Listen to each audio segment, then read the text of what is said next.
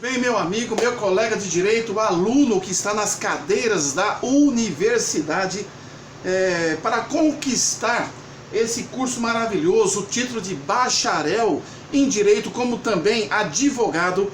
Vamos então dar continuidade a respeito da prova testemunhal, que nós já demos uma introdução, já estudamos o panorama da prova testemunhal, que está ali no artigo 442 do nosso CPC 2015, 442 e seguintes.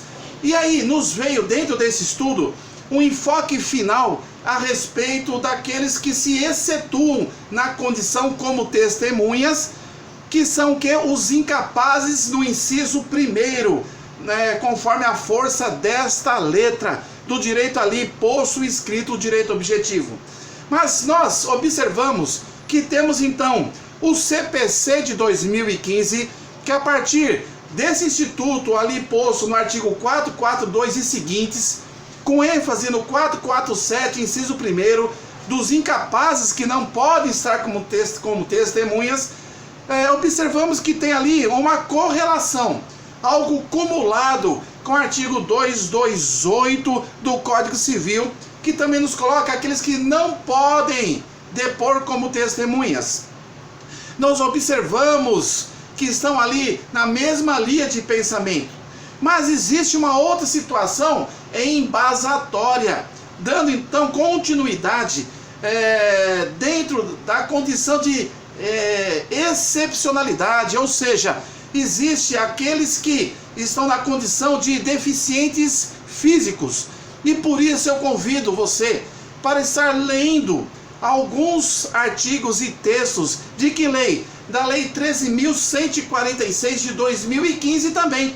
Olha só, o nosso novo CPC, ano 2015, e essa lei que é o Estatuto da Pessoa com Deficiência, também é do mesmo ano 2015. Eu peço que você então, no seu vade-mecum, na sua lei seca, preste atenção naquilo que eu estarei lhe mostrando. Por quê? O deficiente físico, a pessoa com deficiência, ela pode sim ser então colocada, arrolada como testemunhas. De que maneira, de que forma? O juiz assim estará analisando cada caso concreto, na sua sabedoria, buscando que a assistência necessária para que aquela pessoa possa então estar ali numa audiência de instrução e julgamento, sendo então ouvida e sendo respeitada como cidadão, a sua dignidade igualitária como cidadão, como qualquer outra pessoa, mesmo não deficiente. Vejamos então a Lei 13.146 de 6 de junho de 2015. Olha só, o artigo 1º caput nos coloca o seguinte: é instituída a lei brasileira de inclusão da pessoa com deficiência. Então está aí o Estatuto da Pessoa com Deficiência, destinada a assegurar e a promover em condições de igualdade. Então não tem que ter desigualdade, o deficiente físico ou deficiente por qualquer forma em relação a outra pessoa. O exercício dos direitos e das liberdades fundamentais por pessoa com deficiência, visando a sua inclusão social e cidadania. Então a inclusão social dela, ela deve ser por lei respeitada e deve ser então assim colocada esta pessoa como testemunha, de acordo com aquilo que se observa do grau de quê? Do grau de deficiência que ela se encontra. Não significa que a pessoa é cega que não possa ser testemunha, entendeu? Porque ela ouve. Fique atento. Não significa que a pessoa ela tem uma deficiência do quadril para baixo, é cadeirante, que ela não vai ser testemunha. Ela pode sim. Então precisamos estar atentos a respeito de como a pessoa com deficiência, ela pode ou não estar arroladas na sua peça exordial, na sua peça inicial, na sua defesa, no seu recurso como testemunha. Preste atenção que pode sim, para manter a dignidade dessa pessoa, ok? Dentro dessa Lei 13.146, vejamos o que nos diz o artigo 2º. Considera-se pessoa com deficiência aquela que tem impedimento de longo prazo de natureza física, mental, intelectual ou sensorial, o qual em interação com uma ou mais barreiras pode obstruir sua participação plena e afetiva na sociedade em igualdade de condições com as demais. As barreiras precisam ser tiradas. Todas as barreiras precisam ser tiradas. Vamos ver quem são essas barreiras. E elas precisam ser aniquiladas para que essa pessoa com deficiência pode ser respeitado a sua dignidade na sociedade em qualquer dos atos da vida civil, inclusive para ser depoente como testemunha numa audiência de instrução e julgamento.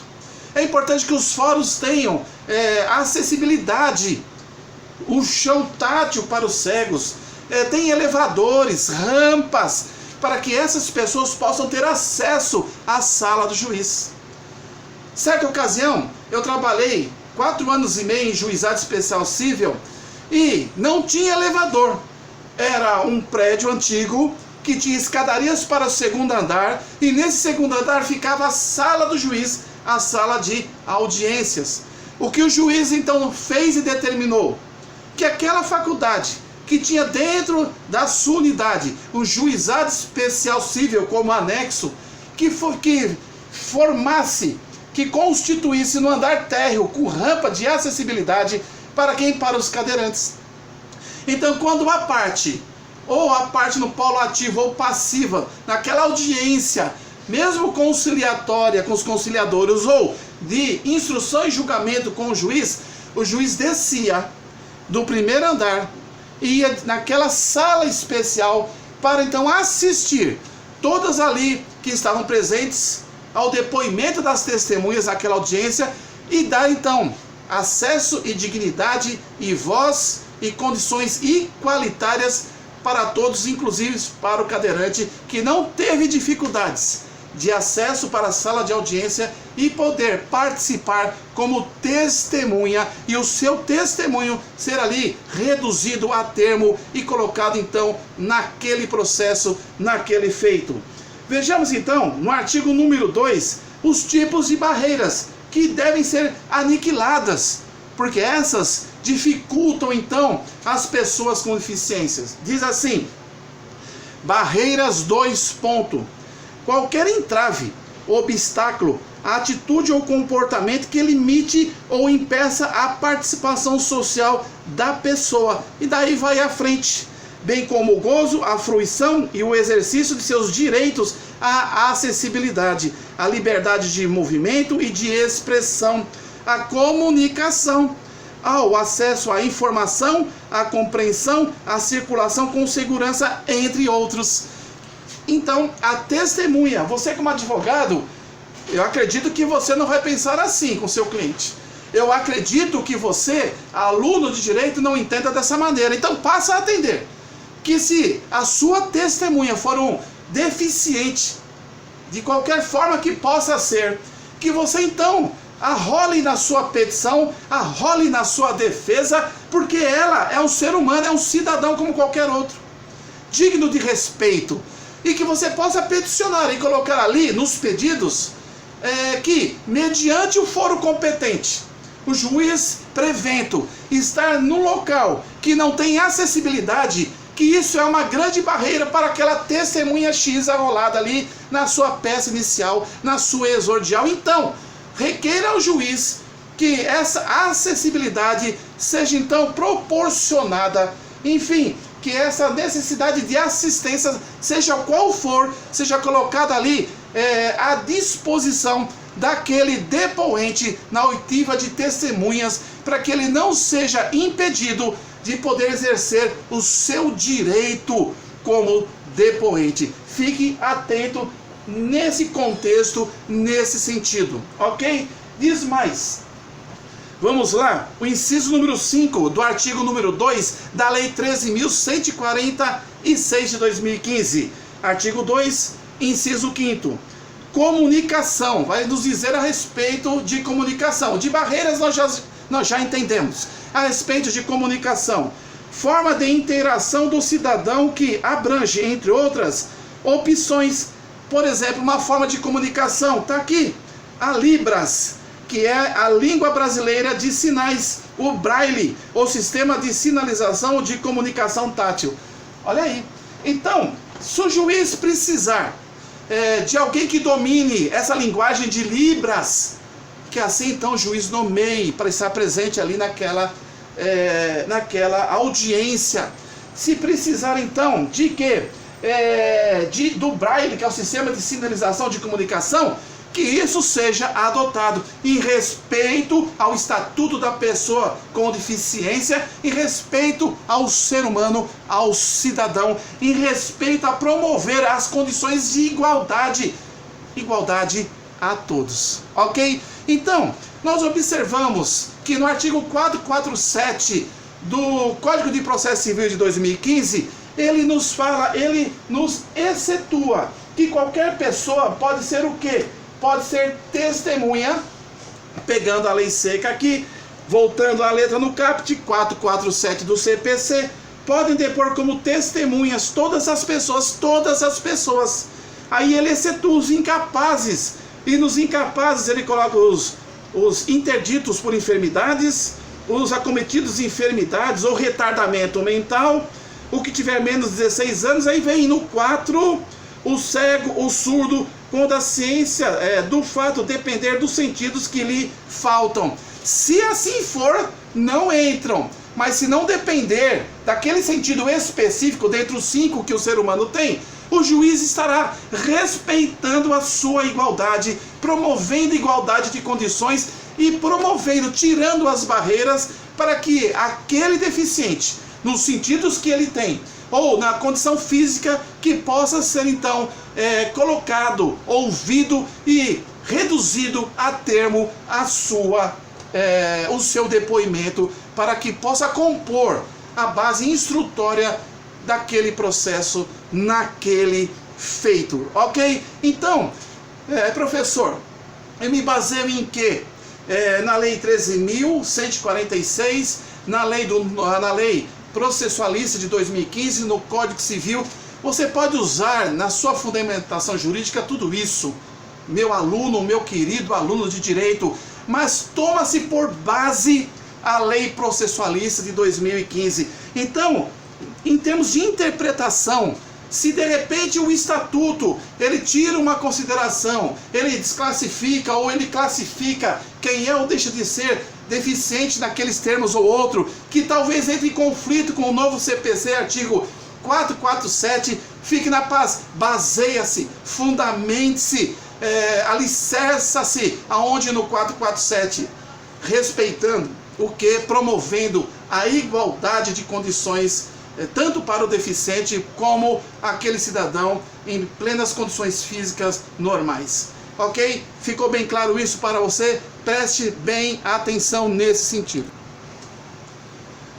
Meu querido aluno de direito, dando continuidade, dando um maior embasamento na prova testemunhal, no depoimento das mesmas, vamos então ver qual o momento adequado para requerer a prova testemunhal. Pegue novamente a lei seca, processualista civil, no artigo 319, inciso 6º. Vamos lá, eu vou participar com você, meu aluno de direito. 319, inciso 6º. Qual o momento adequado para requerer a prova testemunhal? É na petição inicial.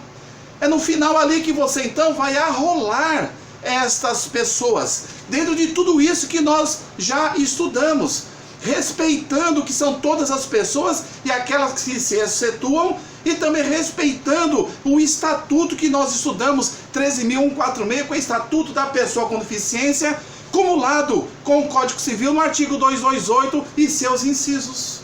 Então, vamos ali, que momento adequado precisamos e podemos então requerer a prova testemunhal? Abra a tua lei seca, abra o CPC, no artigo 319, inciso 6º, diz assim: as provas com que o autor pretende demonstrar a verdade dos fatos alegados. Aonde? Olha o 19. Inclusive, o título, o capítulo nos fala a seção da petição inicial. A petição inicial indicará. Então, no caput do 319, a petição indicará. Vai falar de qualificação, vai falar do pedido, causa de pedir, enfim.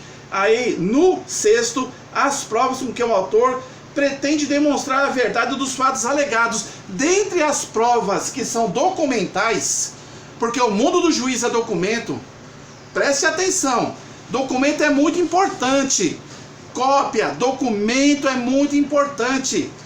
WhatsApp, mensagem criptografada, e-mails, escrituras, certidões, mensagens escritas, textos hoje de Facebooks, aquilo que você puder comprovar documentalmente, o juiz fica atento.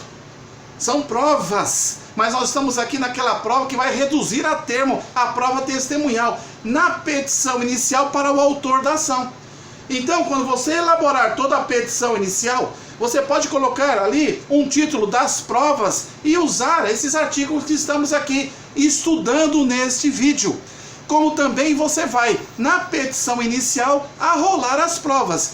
Nome, qualificação, né, que é o endereço, a profissão, o endereço completo, enfim, o CEP, para que realmente possa até ser intimada, se necessária for, a comparecer naquela audiência.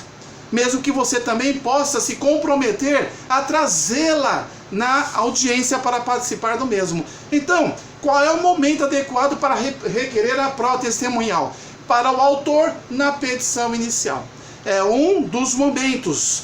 Aí nós temos para o réu, em sede de defesa, no princípio do contraditório, artigos então 335 e 336. O 335 vai nos trazer a respeito da contestação. Vamos para o 336, o que nos falam a letra a respeito disso. Artigo 336, vamos para o 335, diz assim: o réu poderá oferecer, a contestação é oferecida, o réu poderá oferecer contestação por petição no prazo de 15 dias, cujo termo inicial será a data. Aí vai dizendo, mas oferecer contestação. Aí vem o 336, que é o nosso assunto, a respeito da prova testemunhal, do arrolar testemunhas. O 336 incumbe em quem? Ao réu alegar na contestação toda a matéria de defesa, expondo as razões de fato e de direito com que impugna o pedido do autor. Aí vem o último período do caput do 336 e especificando as provas que pretende produzir. Especificando as provas que pretende o que? Produzir. Ficou atento? Ficou ligadinho? Então, qual o momento na petição inicial? Artigo 319, inciso 6, nos fala a esse respeito. Em sede de defesa, que está no mesmo diploma legal, artigo 335 e 336, que trata a respeito da contestação, e o 336 especifica que é nesse momento, na defesa, que você deve arrolar as testemunhas. Ok? Pois bem, existe outra forma, mestre? Existe. Na fase saneadora, na fase de especificação de provas, o juiz determina, então, a produção de provas. Vejamos o que nos diz aí o 357, parágrafo 4º da mesma legislação. O 357 nos explica e nos mostra o seguinte no seu parágrafo 4º. Caso tenha sido determinada a produção de prova testemunhal, é o nosso estudo, o juiz fixará prazo como não superior a 15 dias para que as partes apresentem o rol de testemunhas. Você vai ser intimado no curso do processo para produzir provas, porque o juiz está então entendendo e abrindo esse espaço para que você o faça. Prova documental, prova testemunhal, estudos psicossocial. Então você esse momento, no prazo da sua intimação, que você deve em 15 dias arrolar ali as testemunhas. Preste bem atenção, são esses momentos. No curso do processo, na produção de provas determinadas pelo juiz, conforme nos fala o 357, parágrafo 4º do novo CPC, na petição inicial e na defesa. Vamos então, qual é o número de testemunhas? O artigo 357, ele vai nos falar no parágrafo 6º o seguinte. Vamos então nos manter no 357, agora parágrafo 6º. O número de testemunhas arroladas não pode ser superior a 10, sendo 3 no máximo para a prova de cada fato. Então está aqui o número de testemunhas não superior a 10. Ah, mas eu levei 11. Se o juiz resolver ouvir as 10 e aparecer mais uma lá, você como advogado, você deve pedir a palavra excelência e impugnar essa 11ª, porque a legislação no 357 nos fala que não pode ser superior a 10. Aprenda isso, fica ligadinho nesse sentido. Então, são 10, são várias audiências a pauta do juiz. Imagina só, 20 testemunhas de cada lado. O juiz pode limitar o número de testemunhas? Vejamos parágrafo 7. O juiz poderá limitar o número de testemunhas, levando em conta a complexibilidade da causa e dos fatos individualmente considerados. Então, o juiz pode sim limitar. Ele pode limitar essa quantidade grande de testemunhas, como também no seu livre arbítrio, como poder juiz ouvir as 10 testemunhas de cada lado. Mas é claro que ele estará com certeza limitando, ou dependendo do caso, como nós já estudamos, se depender de prova documental, se depender de perícia de profissional, se for confessado já ali nos autos, o juiz dispensará aquela testemunha que estará tratando sobre aquilo, porque o juiz já tem como confesso aquele fato, ou o juiz não vai dar ouvidos ao peso de uma testemunha, sendo que ele precisa de provas documentais, ok? Preste bem atenção nesse sentido, fique atento. Pois bem, meu querido, eu gostaria que você enfatizasse, já finalizando este nosso segundo vídeo, a respeito da testemunha quando ela está impossibilitada de comparecer à audiência por uma situação, por exemplo, de enfermidade, mas em condições de poder ser depoente, para compor a fase instrutória daquele processo ou do processo que nós estamos aqui no mundo fictício, pensando e imaginando como situação concreta. A testemunha impossibilitada, o que nos fala a legislação processualista. Vamos então no artigo de número 449 e observar o que acontece com a impossibilidade da testemunha. Diz assim a força da letra: salvo disposição especial em contrário, as testemunhas devem ser ouvidas na sede do juízo. Então, o que é de praxe, o que é comum, respeitando a acessibilidade, se for pessoa com deficiência, é na sede do juízo, é na comarca da cidade, onde o processo está ali demandado, é no juiz prevento, é naquela região. Mas existem testemunhas que estão impossibilitadas de comparecer por algum motivo justificável e lógico. Então vejamos ali, parágrafo único do 449. Quando a parte ou a testemunha, olha só, as condições, por enfermidade ou por outro motivo relevante, estiver impossibilitada de comparecer, olha os motivos, mas, uma conjunção, não de prestar depoimento, o juiz, ela está impossibilitada, mas ela está disponível de prestar o depoimento. Mas não de prestar o depoimento, o juiz designará, conforme as circunstâncias, dia, hora e lugar para inquiri-la. Olha só, então, olha o peso, a importância, porque senão o juiz falaria o seguinte: deixa ela fora. Não. Então o juiz está atento e mesmo impossibilitada, mas ela podendo ser depoente, podendo expressar sua oitiva ao juiz, então o juiz designará, conforme as circunstâncias, olha, ele aprecia as circunstâncias, dia, hora e lugar para inquiri-la. Muito bem, muito interessante, ok? Bacana? Prestou atenção? Uma outra pergunta: como deve ser feito a intimação das testemunhas? Vejamos então o que nos fala o artigo 455 a respeito desse assunto. Cabe ao advogado da parte informar ou intimar a testemunha por ele arrolado de quê? Do dia, da hora, do local da audiência designada, dispensando-se a intimação do juízo. Então, 445, como deve ser feita? Então, aquelas testemunhas arroladas, o advogado, conforme o 445 caput, ele pode levá-las lá. Tá bom? Preste atenção. O parágrafo único diz assim: a intimação, se ele quiser, a intimação deverá ser realizada por carta com aviso de recebimento, cumprindo ao advogado juntar aos autos com antecedência de pelo menos 3 dias da data da audiência, cópia da correspondência de intimação e do comprovante de recebimento, que é o aviso de recebimento, o AR. Isso pode ser desta maneira. Agora, se elas não comparecerem, a parte pode comprometer-se a levar a testemunha à audiência, independentemente da intimação de que trata o parágrafo 1º. Presumindo-se, caso a testemunha não compareça, que a parte desistiu de sua inquirição. Muito interessante nesse sentido, como deve ser feito a intimação.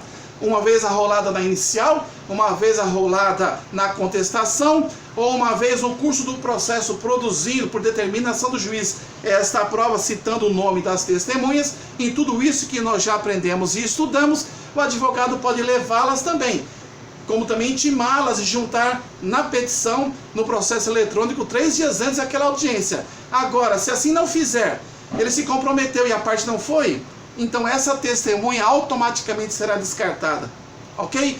Eu espero que você tenha aprendido um pouco a respeito desse instituto que nos fala a respeito da prova testemunhal, que a partir do artigo 442 do CPC, embasado com 228 do Código Civil e respeitando o Estatuto da Pessoa com Deficiência, na Lei 13.146 de 2015, para que possamos então ter uma complexibilidade a respeito da importância da prova testemunhal. Que Deus os abençoe.